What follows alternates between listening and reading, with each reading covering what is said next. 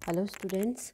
Economic botany में हमारा जो नेक्स्ट टॉपिक है वो है timber would and fuel wood and bamboo. तो जो इमारती कास्ट जिसको हम हिंदी में फायरवुड को कहते हैं, और टिम्बर का मतलब जो भी आर्थिक रूप से जो महत्वपूर्ण लकड़ियां हैं या जो कास्ट है।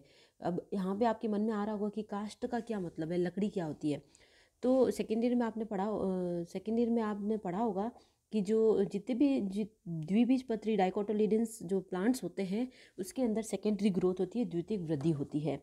तो उनके अंदर जो कैम्बियम रिंग होती है उसका जो डिविजन्स होते हैं, विभाजन होता है, तो उसमें द्वितीयक फ्लोएम व द्वितीयक जो जाइलम होता है वो बाहर की तरफ, अंदर की तरफ तो बनता है द्वितीयक जाइलम और बाहर की तरफ बनता है द्वितीयक फ्लोएम। तो द्वितीयक जाइलम जो है उसकी वृद्धि के कारण जो प्राथमिक जाइलम है उस पर दबाव पड़ता है, और इस तरह से कई सारी सेकेंडरी ग्रोथ होने के कारण जो द्वितीयक जाइलम है वही मेन रूप से कास्ट कहलाती है, लकड़ी कहलाती है। तो सेकेंडरी ग्रोथ की वजह से जो सेकेंडरी जाइलम है और उसके अंदर प्राइमरी जाइलम, और इस तरह से जो ग्रोथ होगी वो उसकी कास्ट कहलाएगी। और ये वृक्ष के जो स्तंभ का बहुत ही महत्वपूर्ण हिस्सा होता है और इकोनॉमिक इंपॉर्टेंस इसका बहुत ज़्यादा है। जो कास्ट है वो वृक्षों से प्राप्त होने, आज जितने भी ज़्यादा जो पेड़ की कटाई हो रही है, वृक्ष की कटाई हो रही है, वो उनके इकोनॉमिक इंपॉर्टेंस जो मेन है वो कास्ट, उनकी जो लकड़ी जिससे ईंधन भी मिलता है, जिससे कई सारे फर्नीचर्स भी बनते हैं और कई और उसका इंडस्ट्रियल में यूज़ है, उसकी वजह से ये बहुत ज़्यादा महत्वपूर्ण है। ये तो हो गया हमारे लिए टिम्बर क्या होता है, कास्ट क्या होता है। या उसके बाद में हम पढ़ेंगे कि कास्ट कितने टाइप्स की होती है। तो सॉफ्ट वुड होती है, एक हार्ड वुड होती है। सॉफ्ट वुड से क्या मतलब है, जो जिम्नोस्पर्म है उससे प्राप्त होने वाली जो लकड़ी होती है वो सॉफ्ट होती है, उसको हम कहते हैं सॉफ्ट वुड। अब सॉफ्ट वुड क्यों कहते हैं, क्योंकि इसकी संरचना बहुत ही सरल होती है। इसके अंदर ट्रैकेट्स जो होती है, वाहिनिकाएँ होती है, नौ वाहिकाएँ नहीं होती है। यहाँ पे सबसे इंपॉर्टेंट है ट्रैकेट्स, यानी कि वाहिनिका और वाहिका, ये दो चीज़ें अलग अलग है। वाहिनिका और वाहिका में क्या अंतर है ये आप सेकेंड ईयर में पढ़ चुके हैं, तो इसलिए मैं वापस यहाँ उसके बारे में नहीं बताऊंगी। तो मैं बताऊंगी कि सॉफ्ट वुड क्या होती है। तो जिम्नोस्पर्म के अंदर जो सॉफ्ट वुड होती है वो सरल होती है इसकी स्ट्रक्चर, और उसके अंदर ट्रैकेट्स जो होती है वो प्रेजेंट होती है, वाहिकाएँ नहीं होती है, जाइलम फाइबर्स नहीं होते हैं। इसकी वजह से वो थोड़ी सी एंजियोस्पर्म जो है उसकी बजाय जो जिम्नोस्पर्म की वुड होती है थोड़ी सी कटिंग में ईजी होती है और सॉफ्ट होती है, और इसलिए इसको सॉफ्ट वुड नाम दिया ट्रैकेट्स की प्रेजेंट्स की वजह से। नेक्स्ट है हार्ड वुड, एंजियोस्पर्म में जो प्रेजेंट होती है क्योंकि इसके अंदर जाइलम फाइबर्स पाए जाते हैं, इसके अंदर वाहिकाएँ पाई जाती, वेसल्स। यहाँ मैंने ये जो ट्रैकेट्स लिखा इसको आप करेक्ट कर देना, मैंने यहाँ वेसल्स लिखना था मुझे। तो जो वेसल्स होती है, एक मिनट मैं यहीं पे करेक्ट कर देती हूँ।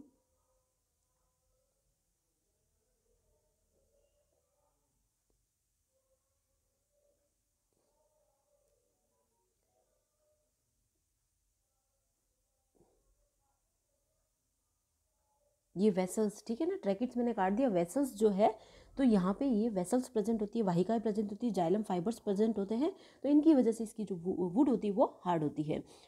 तो इस तरह से ये सॉफ्ट वुड और हार्ड वुड दो टाइप की वुड्स हो गई। उसके बाद होती है हार्ड वुड, मतलब और इसको हमने कैटेगराइज किया है तो hard would and SAP would. ये छोटे छोटे क्वेश्चंस बहुत इंपॉर्टेंट है, ये आपके आगे कंपटीशन एग्जाम्स में आएंगे, और ये आपके क्या कहते हैं जो दूसरे भी कोई एग्जाम्स होंगे उसमें भी ये आएंगे।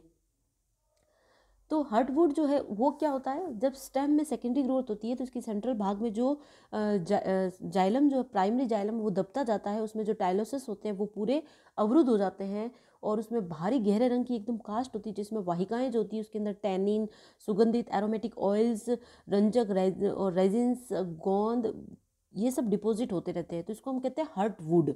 ठीक है ना।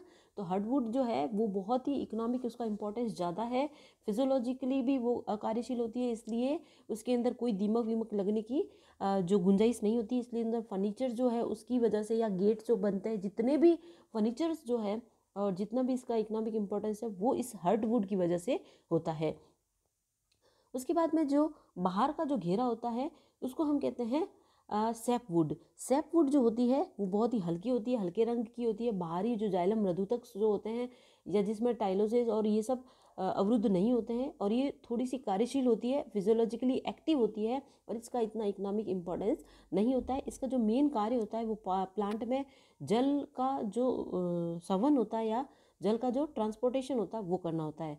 हम हार्डवुड को ड्यूरामेन कहते हैं, और जो सॉफ्ट ये सैपवुड है, रस कास्ट जो है, इसको हम एल्बर्नम के नाम से भी जानते हैं। तो ये इसका और कैटेगराइज हो गया। ये क्वेश्चन बहुत इंपॉर्टेंट है, मैं बार बार कह रही हूँ, ये छोटे छोटे क्वेश्चन कॉम्पिटिशन एग्जाम में आते हैं और आपका जो क्वेश्चन पेपर होता है उसमें भी आते हैं। तो इसलिए एक एक चीज़ को समझना, बहुत ज़्यादा बच्चे कन्फ्यूज हो जाते हैं, तो बहुत ही ईजी है। उसके बाद में ये हो गया हार्डवुड एंड सैपवुड। उसके बाद में आते हैं फायरवुड जो है वो क्या होता है। अब फायरवुड जो है, इससे पहले मैं आपको बता दूं एंजियोस्पर्म वुड और जिम्नोस्पर्म वुड जो है उस दोनों में क्या डिफरेंसेस हैं। तो एंजियोस्पर्म वुड जो है वो द्विबीजपत्री एंड डाइकोटिलेडोनस पादप की जो हार्ड, जो कास्ट कठोर मतलब हार्ड वुड होती है वो होती है और पोरस होती है। इसके जाइलम में क्या क्या प्रेजेंट होता है, वेसल्स होती है, ट्रैकिड्स होती है, जाइलम फाइबर्स होता है जिसको हार्डनेस देते हैं। पानी का जो ट्रांसपोर्टेशन होता है अच्छी तरीके से होता है। जाइलम के अंदर छोटी कोशिकाओं के अंतिम जो सिरे हैं उसी से इसका ट्रांसपोर्टेशन होता है। जाइलम की जो स्ट्रक्चर होती है उसमें वाहिका यानी कि वेसल्स और जाइलम फाइबर्स तो प्रेजेंट होते हैं, जिसकी वजह से इसकी जो वुड होती है वो हार्डवुड कहलाती है। इनकी जो वेसल्स होती है उसमें छोटे छोटे पोर्स होते हैं, जिसकी वजह से जो ये डाइकोटिलेडोन जो स्टेम होते हैं इसके जब हम इसका प्रैक्टिकल आपने किया होगा तो हम इसका जो अनुप्रस्थ कास्ट यानी कि इसका जो सेक्शन जो कटिंग करते हैं, ट्रांसवर्स सेक्शन कटिंग करते हैं, तो इसमें हमें ये पोरस दिखती है। इसके अंदर रेज में जो फाइबर मृदुतक होता है जो वो बहुत ज़्यादा होता है। उसके बाद में रेजिन्स जो डक्ट्स होती है वो बिल्कुल इसके अंदर प्रेजेंट नहीं होती है। गौन जो है वो स्त्रावी नलिकाओं के द्वारा इसमें उपस्थित रहता है। उसके बाद में मृदुतक को यहाँ जो इंग्लिश मीडियम के बच्चे वो पेरेन्काइमा से समझे कि रेज में पेरेन्काइमा जो है वो अधिक मात्रा में उपस्थित होता है। अब जिम्नोस्पर्म कास्ट जो है उसको हमने सॉफ्ट वुड नाम दिया, नॉन पोरस, क्योंकि उसके अंदर वेसल्स होती ही नहीं है, तो वो उसके जो अंतिम सिरे के पोर्स दिखते नहीं है।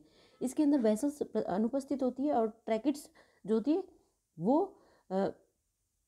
यहाँ पे लिखा है नहीं पाई जाती, जबकि ट्रैकिड्स पाई जाती है। जाइलम वाहिनिकाएं जो होती है वो पाई जाती है, उसमें जाइलम मृदुतक जो होता है वो उपस्थित होता है लेकिन कम होता है। पानी का जो वितरण है वो जाइलम की वाहिनिकाओं के द्वारा होता है। और लंबी कोशिका, यहाँ पे भी मैं इसको करेक्ट कर देती हूँ, नहीं सब को हटा देते हैं, ठीक है। तो पानी का जो वितरण है वो जाइलम की वाहिनिकाओं की लंबी कोशिकाओं के द्वारा होती है और पार्श्व भित्तियों के द्वारा भी होती है। फिर जो है जाइलम के अंदर फाइबर्स नहीं होते, रेशे नहीं होते। मृदुतक तो उपस्थित होता है लेकिन रेशे नहीं होते, इस वजह से इसको सॉफ्ट वुड कहा जाता है। वाहिकाएं जो है उसके सूक्ष्म छिद्र के अनुपस्थिति या पोर नहीं होने की वजह से इसकी नॉन पोरस कहलाती है। रेज और मृदुतक की मात्रा कम होती है, रेजिन डक्ट्स प्रेजेंट होती है। बहुत ही इंपॉर्टेंट वाला है कि रेजिन्स के अंदर जो मृदुतक है वो कम होती है, रेजिन्स जो डक्ट्स है वो प्रेजेंट होती है। गौन में ये स्त्रावी नलिकाएं अनुपस्थित होती है। उसके बाद में नेक्स्ट जो है कि इसकी वुड जो होती है उसकी प्रॉपर्टीज़ क्या है। अच्छा, उससे पहले हम देखते हैं कि ये जो टिम्बर्स है, फायरवुड है, इसकी एग्जांपल्स कौन से ऐसे प्लांट्स है जो हमें ऐसी वुड्स जो है वो अवेलेबल करवाते हैं। तो इसमें एकेसिया निलोटिका आपने आराम से सुना, बबूल, एल्बिजिया लिबेक। एल्बिजिया लिबेक जो है इसको हम सब जानते हैं, उस मध्य प्रदेश, महाराष्ट्र यहाँ ज़्यादा पाया जाता है। और जो जुलाई अगस्त में जो बरसात में इसकी जो मतलब इसका प्लांटेशन ज़्यादा होता है। फिर है केसिया फिस्टुला पॉपुलर। पॉपुलर जो है वो डेसिडुअस प्लांट है, उसकी पर्ण जो है वो विशिष्ट में उसमें झड़ जाती है। और उसके बाद में है केसिया फिस्टुला और प्रोसोफिस जूलिफेरा केजरी, जो वेस्टर्न राजस्थान में बहुत ज़्यादा होता है। और हमारे राजस्थान का जो राज्य वृक्ष है जैसे केजुराइना। और उसके बाद में है यूकेलिप्टस, ये एजेडिरेक्टा इंडिका नीम, जिसको हम नॉर्मल भाषा में कहते हैं मेंजीफेरा इंडिका आम। तो ये सारे जो है ये टिम्बर कास्ट है, इनसे हमें बहुत अच्छी मात्रा में लकड़ी और जो प्राप्त होती है वो बहुत ही अच्छी क्वालिटी की, इकोनॉमिक इंपॉर्टेंस होती है। अब इसकी केमिकल प्रॉपर्टीज़ की बात करें तो हमने इसको दो कैटेगरी में कैटेगराइज किया है। एक है फिजिकल प्रॉपर्टी और नेक्स्ट है, ये एक बड़ा क्वेश्चन आता है कि इनकी केमिकल प्रॉपर्टीज़ क्या है, तो इस पर भी आप अच्छे से ध्यान दें, केमिकल प्रॉपर्टीज़ और फिजिकल प्रॉपर्टीज़। तो पहले हम लेंगे फिजिकल प्रॉपर्टी, उसको भी दो भागों में बांटा है, mechanical properties and non mechanical. तो पहली है मैकेनिकल प्रॉपर्टीज़, जिसमें हम स्ट्रेंथ, बेंडिंग स्ट्रेंथ। अब स्ट्रेंथ क्या होता है, किसी भी जो लकड़ी होती है या कास्ट होती है वो कितना प्रतिरोध क्षमता या कितना वो भार सहन कर सकती है, उस पर अगर कोई बाह्य बल लगाया जाए, बाहर का प्रेशर लगाया जाए तो वो कितना सबको पता है, सब जैसे चाहे इंसान हो, चाहे कोई लकड़ी हो, चाहे कोई नॉन लिविंग थिंग है, उसकी स्ट्रेंथ का मतलब है वो बाह्य जो भी उसके ऊपर बल लगाया जा रहा है, बाह्य बल, उसके प्रति वो कितनी प्रतिरोधक क्षमता शो करता है। रेजिस्टेंस शो करता है। तो ये हो गया स्ट्रेंथ, बेंडिंग स्ट्रेंथ, यानी कि कोई भी कास्ट जो है उसको मोड़ा नहीं जा सके, उसका बेंडिंग स्ट्रेंथ ज़्यादा होना चाहिए, तभी वो फर्नीचर्स में या जो भी इसका इकोनॉमिक इंपॉर्टेंस बना रहेगा। फिर अब फ्लेक्सिबिलिटी, कुछ कास्ट जो होती है उसके अंदर एरेनकाइमा पाए जाते हैं, इसकी वजह से उसमें फ्लेक्सिबिलिटी पाई जाती है। तो अलग अलग जगह अलग अलग उसकी इकोनॉमिक इंपॉर्टेंस होता है। फिर टफनेस है, कड़ापन कितना है उसके अंदर निरंतर जो भी बल लगते हैं तो वो टूटे नहीं, चाहे हथौड़ा हो पहिया हो, तो वो कितना टफनेस सहन कर सकता है। हार्डनेस जो है कास्ट की जो मजबूती है। उसके बाद में पोरोसिटी एंड नॉन पोरोसिटी, यानी कि उसके अंदर वेसल्स पाई जाती है कि नहीं पाई जाती है, उसके ऊपर भी। जैसे अगर हम पोरस की बात करें, यानी कि जो एंजियोस्पर्म है, तो साल है, सीसम है, डलबर्जिया शिशु और इस तरह से, और जिनमें ये वेसल्स नहीं पाई जाती है, अलग अलग व्यास की होती है, तो वो कहलाती है सरंध्र कास्ट जो है, मतलब डिफ्यूज्ड और नॉन डिफ्यूज्ड। रिंग पोरस, मतलब पोरस में भी दो कैटेगरी है, रिंग पोरस और डिफ्यूज्ड पोरस, यानी कि अलग अलग जगह है तो वो बिखरे रहते हैं उसमें, और रिंग पोरस में एकदम सुव्यवस्थित होती है। तो रिंग पोरस जो होती है उसका इकोनॉमिक इंपॉर्टेंस बहुत ज़्यादा होता है। रिंग पोरस का जो बेस्ट एग्जांपल है वो सागवान है। सबको पता है सागवान की लकड़ी बहुत ज़्यादा महंगी होती है, सभी लोग सागवान के फर्नीचर्स बनाना पसंद करते हैं। उसके बाद में आ जाता है टेक्सचर, यानी कि उसकी जो कैसा टेक्सचर है उसका, फाइन है, कोर्स है, इस तरह से। उसके अंदर कितनी वेसल्स प्रेजेंट है, वेसल्स ज़्यादा है या कम है, या फिर बसंत ऋतु में उसके अंदर कितनी वेसल्स बनी है, उसके अंदर रिंग्स कितनी बनी है, वो सब। फिर एक क्लेवेबिलिटी, यानी कि भेदन क्षमता, किसी भी लकड़ी के अंदर अगर हम कोई भेद करें या पेज कील डाले तो उसकी स्प्लिटिंग कितनी है, वो उसकी क्लेवेबिलिटी कहलाती है। तो ये सारी इसके अंदर मैकेनिकल प्रॉपर्टीज़ हो गई। फिर है नॉन मैकेनिकल प्रॉपर्टीज़। तो नॉन मैकेनिकल प्रॉपर्टीज़ के अंदर आ जाएगा ऑर्डर, यानी कि उस लकड़ी के अंदर कैसी खुशबू है, और वॉलेटाइल ऑयल्स प्रेजेंट है कि नहीं है। जैसे चंदन की लकड़ी में वॉलेटाइल्स ऑयल होते हैं, तो उसकी एक अलग वैल्यू है, इकोनॉमिक इंपॉर्टेंस। उसका कलर कैसा है, उसके अंदर ड्यूरेबिलिटी कैसी है, यानी कि उसके अंदर फंगल जो है, कीट जो है, जैसे आपको पता होगा जो खेजड़ी है उसकी लकड़ी में पहले तो दीमक नहीं लगते, लेकिन आजकल दीमक की वजह से वो पूरा नष्ट हो रहा है। तो कई ऐसी लकड़ियाँ हैं जिसके अंदर दीमक नहीं लगती, जैसे सागवान की है, तो उसकी इंपॉर्टेंस ज़्यादा बढ़ जाती है। फिर डेंसिटी है, डेंसिटी जो है उसका घनत्व कितना होता है, रिलेटिव डेंसिटी। उसके बाद हाइग्रोस्कोपिक नेचर ऑफ वुड, यानी कि जितनी भी कास्ट है उसमें नमी कितनी सोख सकती है वो, तो जितनी ज़्यादा नमी सोखेगी वो लकड़ी की वैल्यू उतनी ज़्यादा बढ़ जाएगी। जैसे हार्डवुड है उसमें नमी की मात्रा कम होती है, सैपवुड में ज़्यादा होती है, तो सैपवुड जो है उसका इकोनॉमिक इंपॉर्टेंस कम होता है। उसके बाद हम देखते हैं कि जिसके अंदर जो केमिकल प्रॉपर्टीज़ है वो कैसी है। तो केमिकल प्रॉपर्टीज़ का मतलब जो कास्ट है वो किस किस से बनी है, तो सबको पता है कि सेल्यूलोज की मात्रा उसमें 45 to 60% होती है। सबसे जो मेन कास्ट है वो सेल्यूलोज से बनी रहती है। उसके बाद हेमी सेल्यूलोज है 15 to 30%।